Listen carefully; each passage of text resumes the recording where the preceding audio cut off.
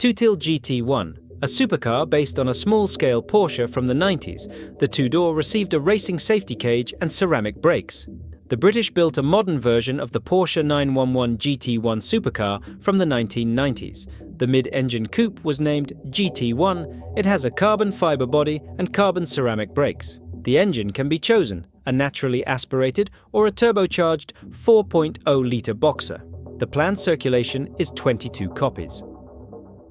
The mysterious Porsche, photographed at the Los Angeles airport, really turned out to be a new project of the British workshop Tuthill. The car is called GT1, which clearly refers to the small-scale 911 GT1 Strassen version from the 1990s. Moreover, like the supercar that inspired the authors, this one is most likely also a mixture of something with something, since it has a mid-engine layout.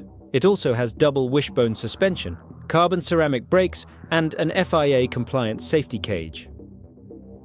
The choice of engines is limited: a torquey 500 horsepower, naturally aspirated 4.0, or a turbocharged unit with an output of over 600 horsepower.